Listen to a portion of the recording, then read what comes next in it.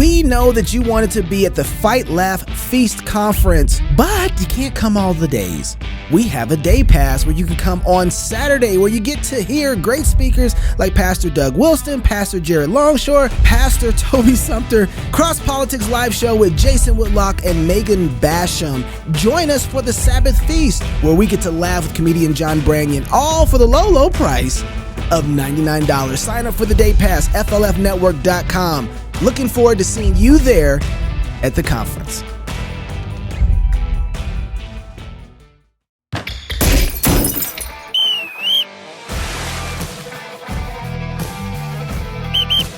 Good evening, America. Moscow, Idaho is actually back in the news, and our corporate partner, Accountable2U, got deleted from Google Play App Store. Yep. You know, and it's a good thing.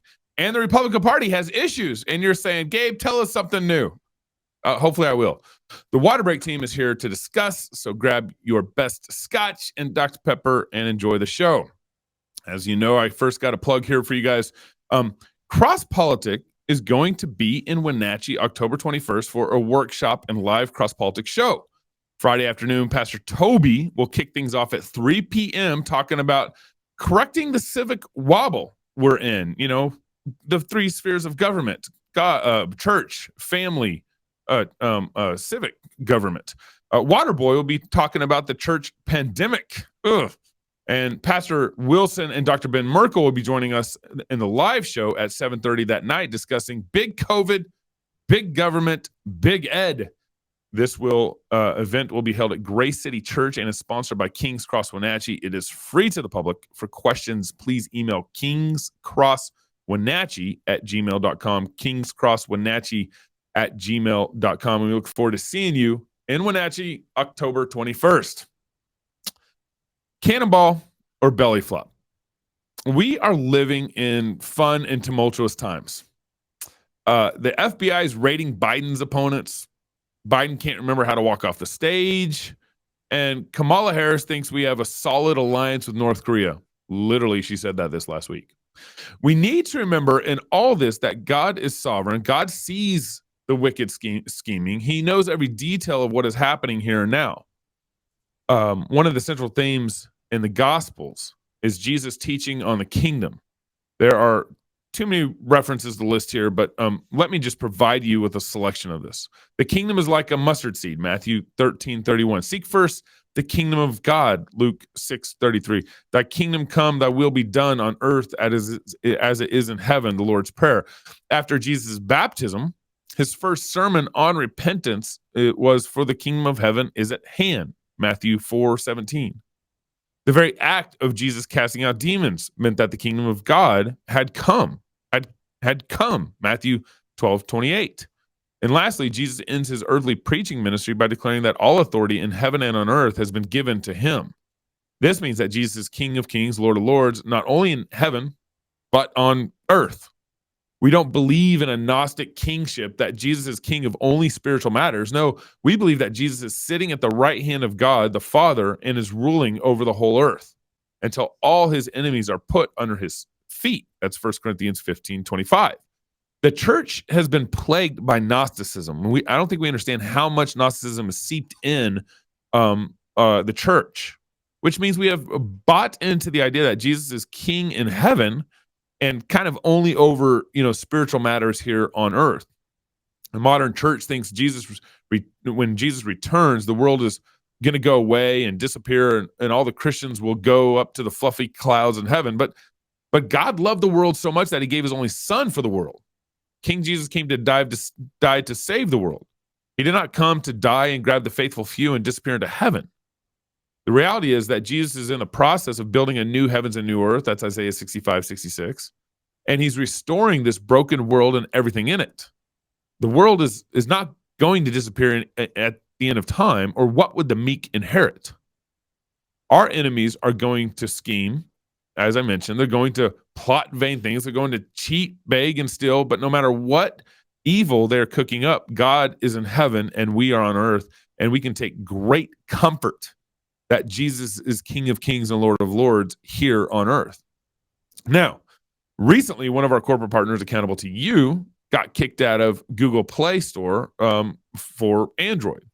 This is more of the kind of wicked scheming. The wicked are scheming because they're driven by their lust for all kinds of evil. And anything that restrains them in their lust, they will attack, malign, and delete in this case. This just makes me proud to be friends with the guys over at Accountable2U, and thankful that Ben and Erik are actually joining the show with us right now. Now, Ben, you want to bring Ben in? Ben, apparently, and Erik, you got an email from Google on September 21st saying your app was deleted from the store, and then the next day, Wired came out with a hit piece on the 22nd. My dates, make sure my dates are right here. And Accountable2U, hitting Accountable2U and Covenant Eyes. Start at the beginning. What happened here? So, like you said, on Wednesday we got the email from Google, and basically citing us for a malware policy violation, and obviously took us by surprise, right? And so, we were kind of scrambling of, how do we react to this? And then I was on vacation, go figure. And then on Thursday, Wired Magazine published their hit piece. And the title was "The Ungodly Surveillance of Anti-Porn Shameware Apps." Wow. Yeah. And so they kind of took credit for showing their findings of, the article itself focused on the individuals who installed our software, installed Covenant Eyes, and basically didn't like the monitoring that we were providing. And, they contacted Wired and let them know that they didn't appreciate that. And so Wired basically called us a surveillance software for policing sinful behavior. Wow. And so I took those findings to Google, and Google, they removed us. So we're appealing that decision, obviously. That's a responsible thing to do. But yeah, that's where it stands right now. So Erik, are you guys, disobeying any sort of Google qualifications for being in the App Store? What's the rub here? What did they use to justify kicking you guys out of the App Store? Yeah, that's a good question. They said that we are violating the malware policy. And we've been on the Google Play Store for years. Our app has been there. It's been reviewed numerous times by Google. Every time we publish a release, it gets reviewed and approved. And so we've been following the policies. So I don't, going through them, we didn't see any sort of glaring fallacy that any way that we were violating the policies. And we wrote to Google expressing that, in our appeal. And Ben, do you think what made me kind of go to the line of reasoning I kind of went down when I read your article and the links that you guys sent me is how much money is Google getting from the porn industry? I mean, seriously, because you guys are accountability software for the porn industry. So on our side, I don't know those numbers, and I don't really know their outreach there. We know that Google traditionally has not been a friend to conservative believers, and that's pretty clear. I don't know if the intent in this article or if this action was due to the pornography industry as a whole, or if this was more a technical challenge, if you will, by Wired. And the reason I say that was because of the way the Wired article was written. Yeah. They were challenging us on our kind of our definition of biblical accountability. Yeah. And offering transparency on a person's device, a willing person's device, right? Yeah, they willingly download the app and sign up and then share their accountability with you or Bob or their friend down the road or whatever. Yeah, exactly. Yeah. And so accountability has been used not only in the biblical sphere, obviously, but I mean, you got health apps, right? Yeah. and you got Accountable2U there just fine, and you share a lot of personal data and health apps. And so for us, it was like, okay, well, our job is to make a device transparent and share that activity with someone that the user willfully chooses. And so it's all up to them to make that wise decision. And, in the article called out a specific church who, in the church's own statement, said, we would recommend this to everybody. But we also recommend that you use a trusted friend of yours or someone else, not necessarily church staff. In this case, I think it was church staff that was selected. And, there was that kind of power imbalance, if you will. Yeah. And that was kind of the rub. Right. But our software is designed for a person willingly sharing their data with full consent to somebody else that they trust. And so are there other, it seems like they're trying to get you guys on a technicality. It seems like they could get any app that's using the, what is it? Accessibility. Yeah. That's one of the things we use. Accessibility permissions. Yeah. It seems like they could go after any app then. That's like health app. So there's a good point there in that I think we ought to be clear that there are hundreds of anti-porn, both blocking, filtering, and various levels of accountability apps that are still on the Google Play Store. We are probably one of the leading names in accountability, alongside Covenant Eyes took a big hit in this piece as well. But but the stance that we specifically take against pornography as sin, not just as a bad idea, a bad habit, but actually going against God's law, and some other there were some other items that made it into the piece as well. But just basically the things that we monitor for, and the reason that we say that this is wrong, and the whole concept of how we say that it's a good idea to bring somebody else into your life to that you trust, to be able to speak into your life and say, hey, I don't think that was a wise idea. What do you think about, to have that open conversation about these issues? Right. They just did not like that. In fact, the article calls it ungodly surveillance, which is particularly ironic considering that this author does not seem to actually believe in the biblical God, or maybe any God. Yeah. What do you make of it? They in the article, the Wired article, they called y'all shameware. Oh yeah, that was really funny. But I mean, according to their standard, the health apps are shameware. The other monitoring apps are shameware. Yeah. Anything else? And I mean, that's just absurd because, like Ben said, accountability is a proven way to bring somebody into your life to be able to move forward in any area. It just so happens that this area actually is confronting a sin. Yeah. And sin is actually, so shame is not a bad thing. Right. It's actually a negative emotion, but it's a right response when we're confronted with our offense against a holy God, or somebody, whether that's in our own heart or somebody coming up and saying, "Hey, brother, that wasn't a good idea."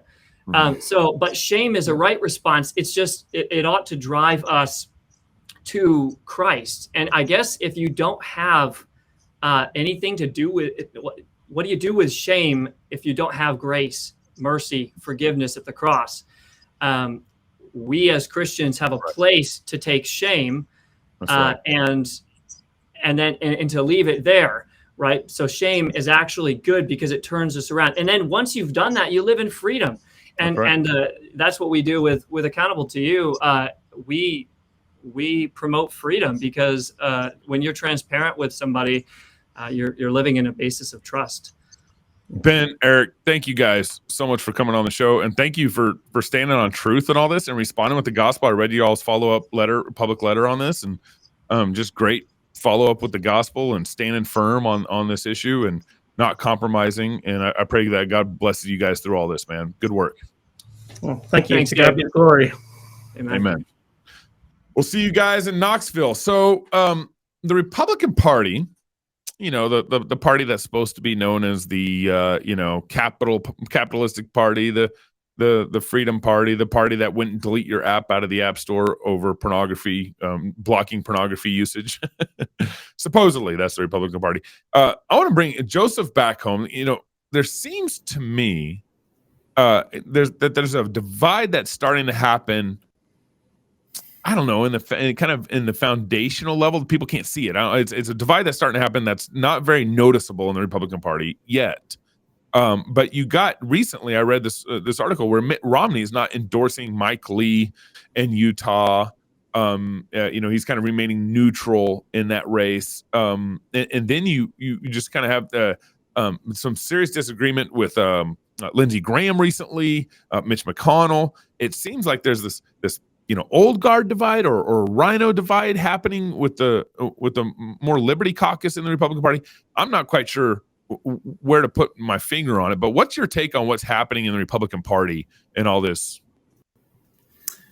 Well, I mean, that's a complicated question because every single person has their own kind of agenda, but really, it's important, I think, for us to realize as you engage in public policy, and this is just one more piece of evidence that political parties are not good and they are not bad, right? They are vehicles that those of us who are kingdom-minded can use if wisdom suggests and the opportunity allows to advance truth. But that is not inherently what they are doing in any sense that the Republicans are always the good guys and the Democrats are always the bad guys.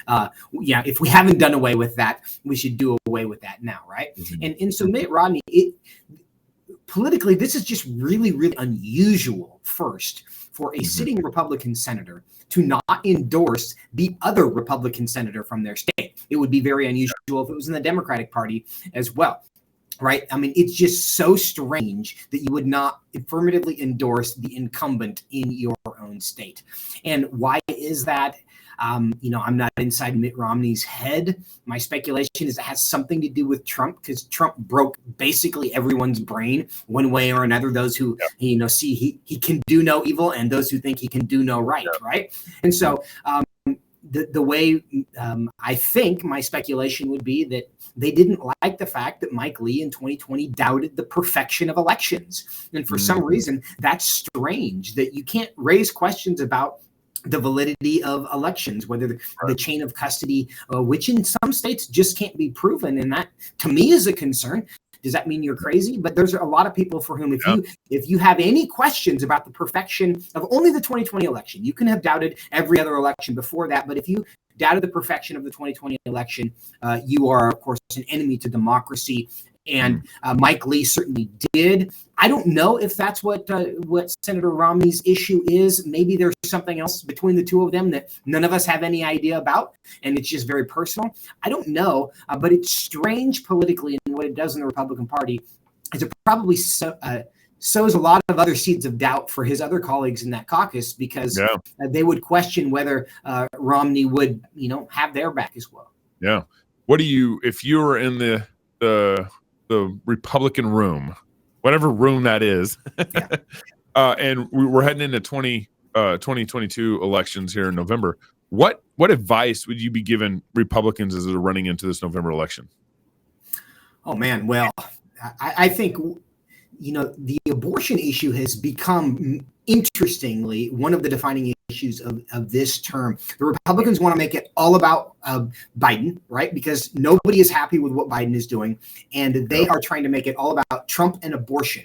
And I honestly think the Republicans have to take a position on that issue, which they've done very, very cautiously, and allowed the left to define the Republicans on the issue of abortion and essentially say, all the pro-lifers, they want to throw you in jail if you get an ectopic pregnancy. And that's because they are filling the void by virtue of the right and conservatives and Republicans and pro-lifers not having a really strong unified voice of this is what it means to be pro-life. This is what we're trying to accomplish right now. Now, it's true that, the public, if you poll the public, they may not be in support of a heartbeat bill nationally, but they're also not in favor of killing kids hours before they're born, right? So if you just propose something that is politically acceptable and also moving in the right direction, I think you can define your own pro-life position rather than having the left define that. So I think that's one thing that the Republican Party needs to do a better job of. Just stop being afraid of things that are right and good and true and defend those, even if your pollster says maybe you shouldn't. You know, the new prime minister of Italy, Giorgia Meloni. Yes. Is there anything Republicans, I know it's two different countries, two different political landscapes, but is there anything Republicans can learn from her and how she won her office? I think so. I think saying obvious things and being fearless in saying things that are obvious. Like, we should defend the institution of the family. We should not be afraid to say that kids need a mom and a dad and that the family is good and that men are men and women are women. We should not be afraid to say those things. And the reason why I think she's unique is that she is saying those things and fearlessly so. And conservatives seem to be timid about that, because we don't want to, and I think the timidity is really what turns off even our base. You're always going to have the far left who's going to not like you anyway. But when you say true things timidly and fearfully and cautiously, that convinces people, or it suggests that you don't actually believe those things, and it makes your friends not that enthusiastic about you as well. Mm-hmm. Joseph, always a pleasure to talk to you, man. Thanks for coming on. Anytime, Gabe. Good to see you.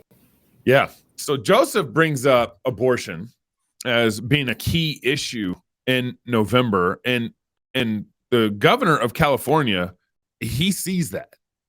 He's making a major issue out of abortion. In fact, recently, if you have not followed this, we brought this up on the show this past week, Governor Newsom recently released a marketing campaign in a number of states, but the one in Mississippi stuck out the most to me. Since Mississippi's exercising its state rights, to end abortion, which they have that right. They've always had that right. California and Mussolini are targeting the state of Mississippi with a marketing campaign. And, because California is an abortion sanctuary state, or whatever you want to call it now.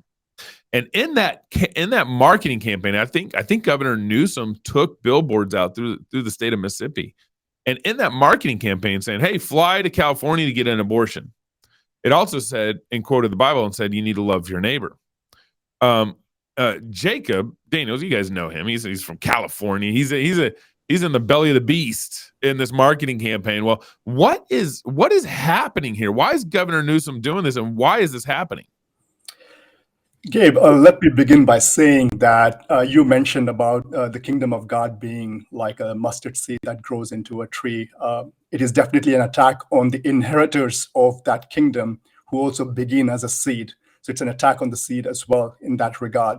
And I think what's happening is a kind of reactionary pushback against the recent Supreme Court decision on Roe v. Wade. And I think I agree with Joseph in this, that one of the key reasons that I guess is Newsom's national ambition.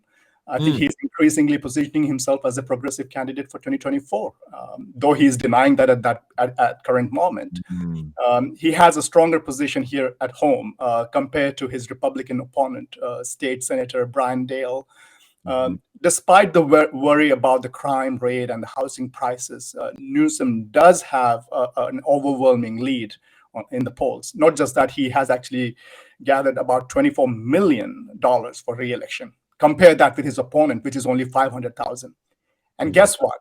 He's not using his personal money for these ads. He's using his campaign money. Yeah. And that says something. Now, this is what we need to be keeping in mind, is that though he spent only $100,000, compare that with running something similar here on radio or something, he would spend like $2 million. This out-of-state campaign is garnering significant media coverage for him, and that's what he needs at this moment. Yeah, so he got free media coverage out of this. Yeah, exactly. Compare 100,000 with 2 million. Do the math.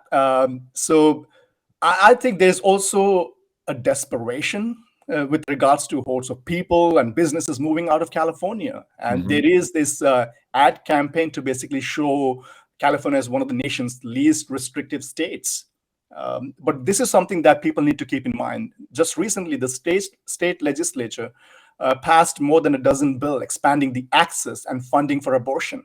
Mm-hmm. And not just that, they also placed an initiative on the November ballot, bringing about change in state constitution with regards to contraception and abortion. So this is just one step towards impacting the very constitution and making laws with regards to promoting abortion.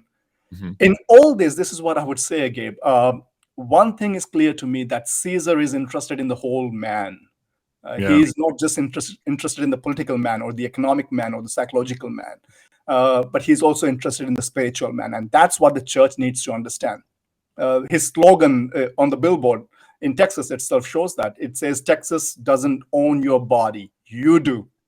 So in doing so, what they're doing is basically bringing autonomy and utilitarianism and sacrificing liberty at the altar of progressive political arrangement.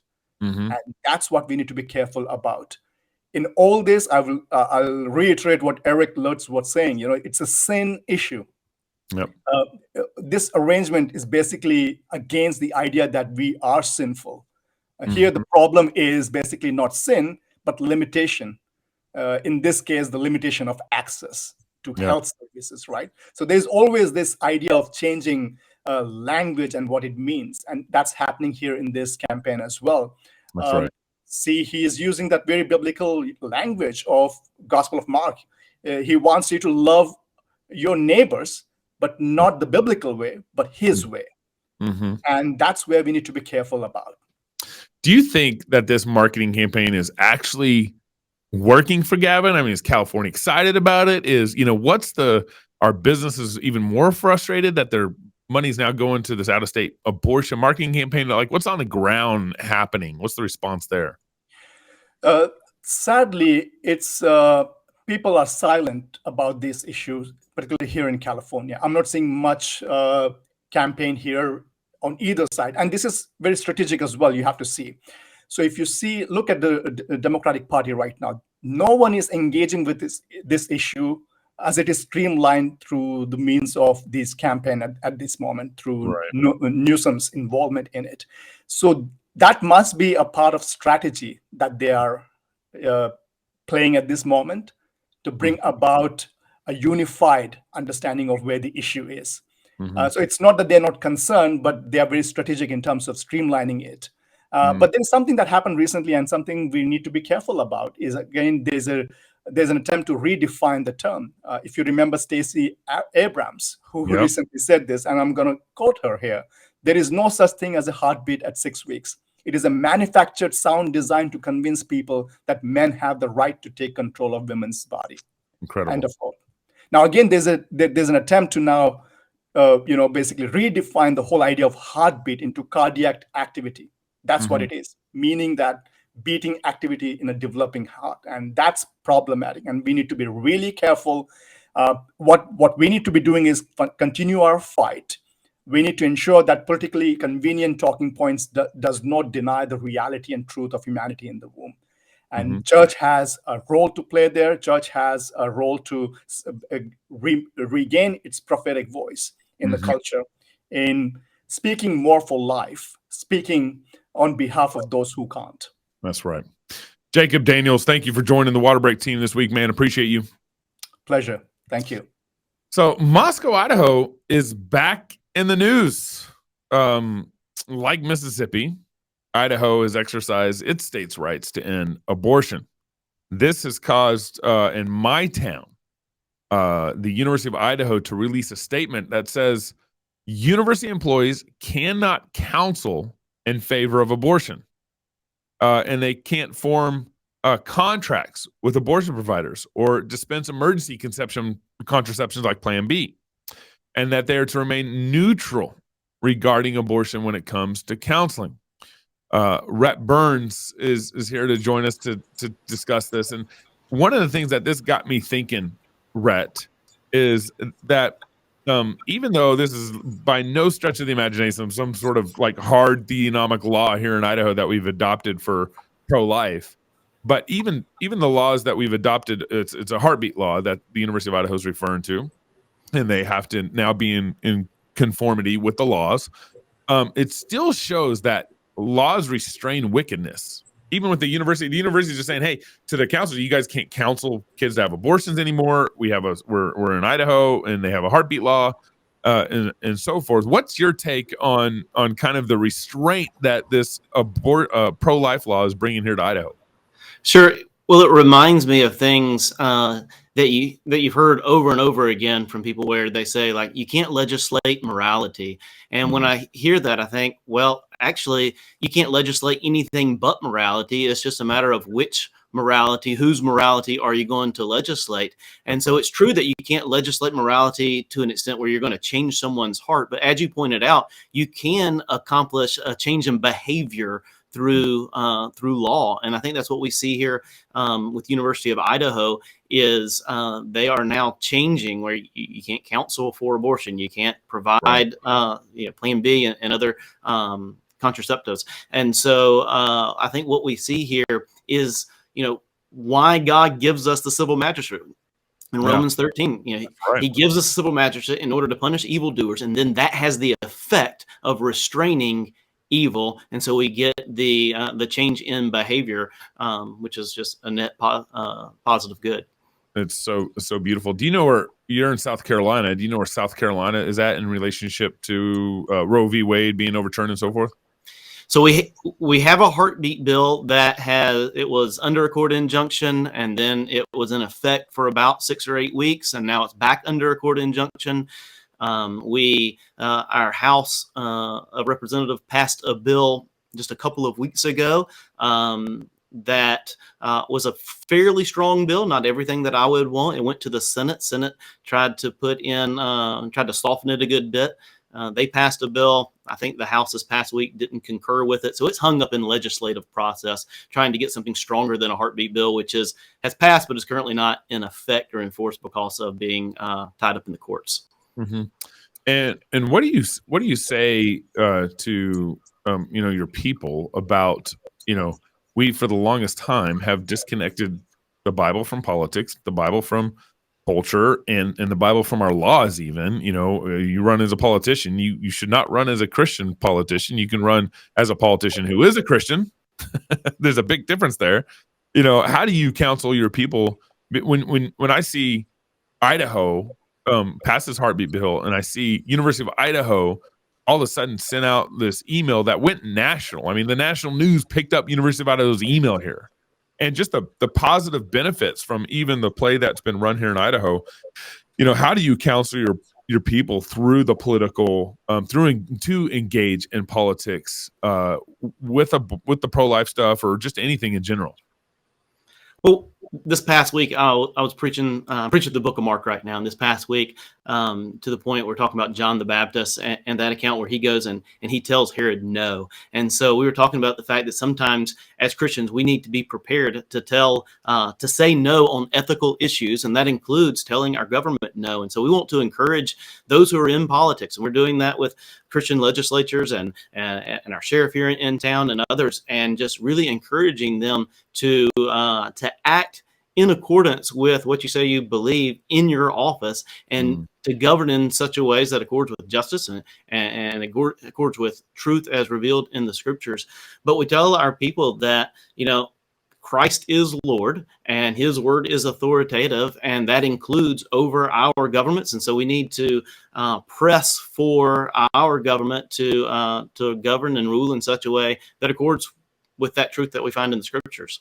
Amen. And to not back down from that and be willing to say, no, you may not do that. You may not kill babies in the womb. In the same way that John the Baptist told Herod, no, you may not have your brother's wife.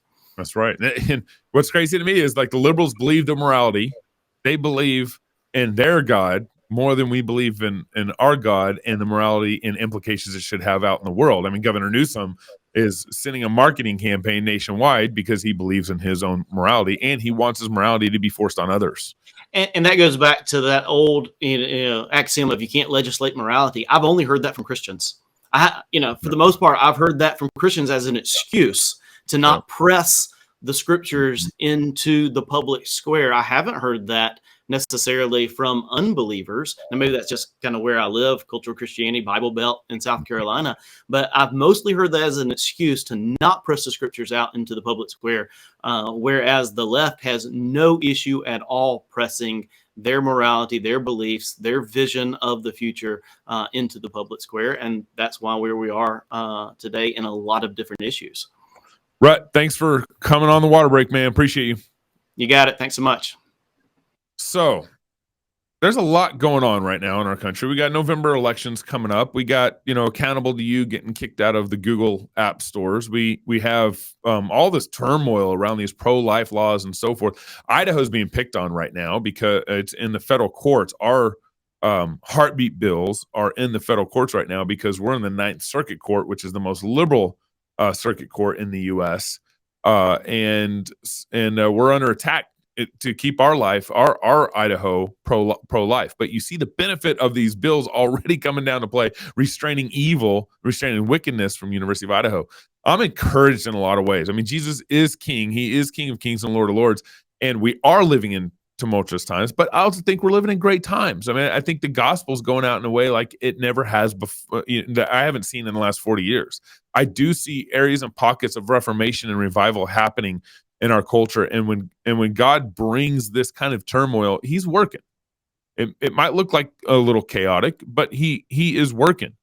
So don't fear the culture wars that are ahead of us and ahead of our children.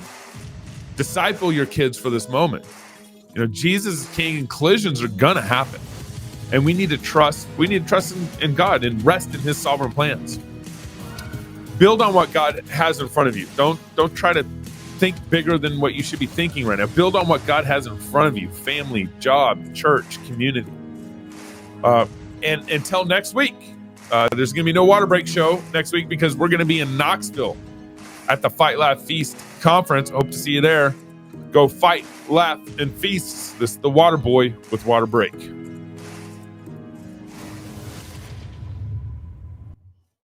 When tyrants take over, what's the first thing they do? Disarm. It happened in Russia, China, Germany, and most recently, Afghanistan. Why? Because disarmed people are easier to control. And over the last century and a half, American tyrants have been carrying out a slow, methodical disarmament that no one is talking about: state education. Tyrants know that education is warfare. Our rulers have a vested interest in making you totally harmless. They've got big plans and they don't want you getting in the way. Think about it. Would you rather fight an army decked out with high-powered rifles or a bunch of dinky water pistols? They know that if you can think critically, you're a threat. At New St. Andrews College, we want to graduate men and women who are dangerous. Dangerous to the world, dangerous to the principalities and powers, dangerous to spiritual wickedness in high places. Education can either arm you or disarm you.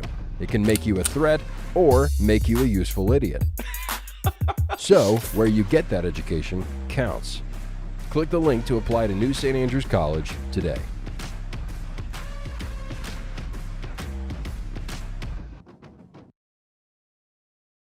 Home.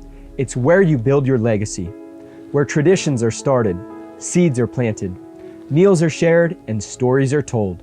We are Chris and Natalie Carpenter, owners of Story Real Estate, and our team of top agents helps people find homes in Moscow, Idaho, and around the country. Have you thought about a move? Contact us to get connected with a top agent who shares your values and puts your family first. Or reach out to us about our Moscow relocation guide. Wherever you're looking to go, we can help you find home. Call us at Story Real Estate or visit us at storyrealestate.com and start building your legacy.